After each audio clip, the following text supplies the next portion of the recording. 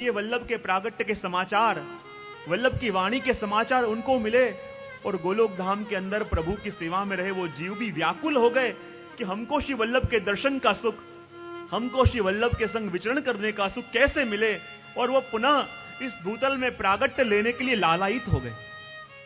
ठाकुर जी की सेवा में हैं, गोलोक धाम में हैं, लेकिन जहां वल्लभ की वाणी का प्रभाव उनके कान तक गया और वो भी विचलित हो गए कि कैसे हम भी करें, हम भी भूतल पे प्रागट्य पुनः लें और श्री महाप्रभु जी के संग हम भी विचरण करें, श्री वल्लभ की कृपा हम पे भी हो। और कहते हैं वो देवी जीव पुनः भूतल पे प्रागट्य लेके पधारे वल्लभ के संग विचरण करने के लिए, वल्लभ के दर्शन करने के लिए, वल्लभ की कृपा प्राप्त करने के लिए। वही बात यहाँ पे कह रहे हैं कि एक ब्रह्मांड जैनो जश्न मायो तेना हुआ कोटि अनंत, तोय त्या थकी वादियो जय जस वस्यो मुख धीमंत। बड़े बड़े भगवती जन नित्य लीला में जो विराजमान थे उन तक ये यश फैला और वो यश सुन के श्री वल्लभ के दर्शन करने के लिए, वल्लभ के संग विहार करने के लिए विचलित हो गए और पुनः पृथ्वी में प्रागट्य लेने का संकल्प करने लगे। कहते हैं उसके बाद 8वीं पंक्ति के अंदर गुणगान करें, अपन जल्दी बढ़ें क्योंकि पहुंचना है अपन को। अतुल अमल उद्योत उदयो भूतल द्विज मार्तंड, भक्ति मार्ग केसरी गज मायिक मत शतखंड। अतुल अमल उद्योत उदयो भूतल द्विज मार्तंड, भक्ति मार्ग केसरी गज मायिक मत शतखंड। श्री महाप्रभु जी का मत और माया मत कैसा है, दोनों का समन्वय किया, दोनों का विरोध बताया। अतुल अमल उद्योत उद्यो भूतल द्विज मार्तंड।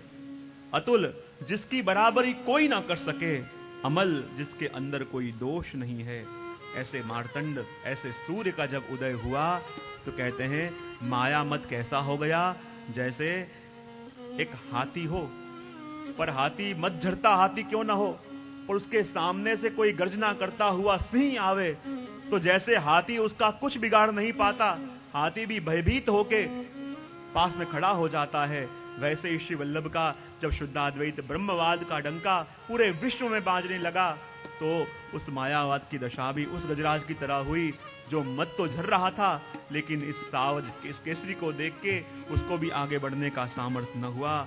और आगे गोपाल दास जी वर्णन कर रहे हैं 9वीं पंक्ति के अंदर।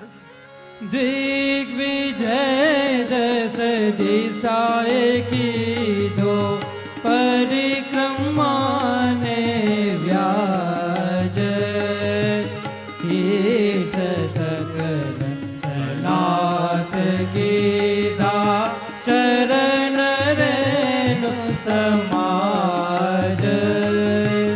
दिग्विजय दस दिशाए की दो परिक्रमा ने व्याज, कीट सकल सनाथ गीता चरण रेणु समाज।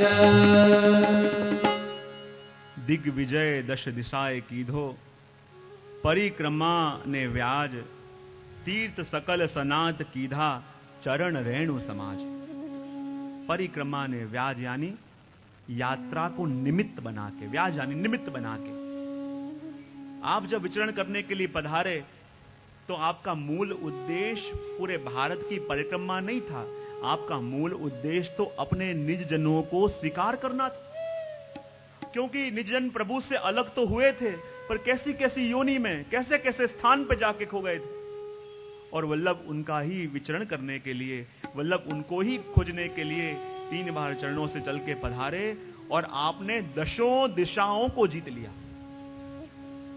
प्रश्न उठाते हैं दशों दिशाओं पे विजय कैसे प्राप्त कर लिया, 4 दिशाएं 4 कौन जीते, ये तो समझ में आवे, क्योंकि उत्तर बद्रीनाथ आप पधारे, जगन्नाथ की तरफ पधारे, द्वारिका पधारे, रामेश्वर पधारे, 84 बैठक 4 जगह हुई, तो 4 कोणों को और 4 दिशाओं को तो आपने जीता, पर 10 दिशा यानी आकाश और पाताल को कैसे जीत लिया आपने? और व्याख्याकार कहते हैं कि आकाश को और पाताल को भी जीता, क्योंकि आकाश के स्वामी कौन हैं? तो कहते हैं वायुदेव, और वायुदेव का ही स्वरूप है मध्वाचार्य जी। पाताल के देव कौन? तो कहते हैं शेष जी, और शेष जी का स्वरूप है रामानुजाचार्य जी। और कहते हैं उस समय मध्वों का और रामानुजों का भी कड़ा प्रभाव था, और उनके संग शास्त्रार्थ करके उनको भी परास्त किया, यानी वायु पे भी विजय और शेष पे भी विजय, यानी 10 दिशाओं की विजय आपने प्राप्त करी। और कहते हैं दिग्विजय 10 दिशाएं कीधो, परिक्रमा ने व्याज, तीर्थ सकल सनात कीधा, चरण रेणु समाज।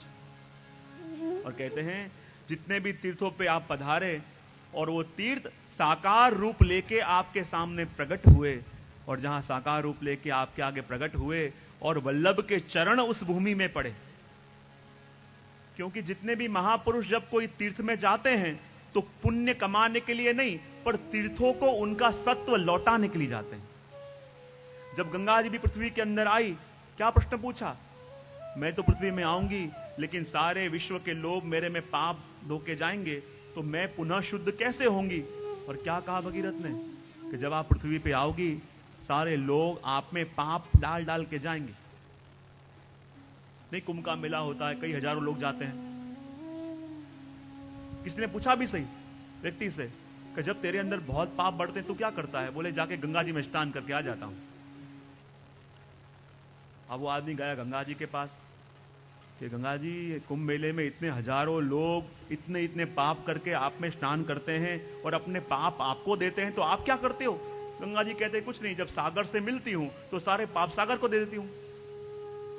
उसने जाके सागर से पूछा कि इतने पाप जब आपके पास आते हैं तो आप क्या करते हो? सागर ने कहा वो सारे पाप मैं बादलों को दे देता हूं। बादलों से पूछा इतने पापों का आप क्या करते हो? बोले और कुछ नहीं करता, जिसका होता है उसके घर जाके बरसा के आ जाता हूं। और वही साइकिल चलती रहती है।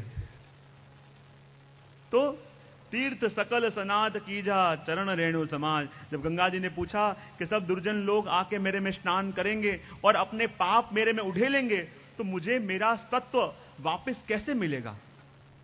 तो भगीरथ ने कहा जब दोषी आके, पापी आके आप में स्नान करेंगे तो अपने पाप आप में देंगे, लेकिन जब महापुरुषों के चरण आपके पास पड़ेंगे तो उन महापुरुषों के चरणों की रज के सत्व से आपको अपना आदि देविक स्वरूप वापस मिलेगा।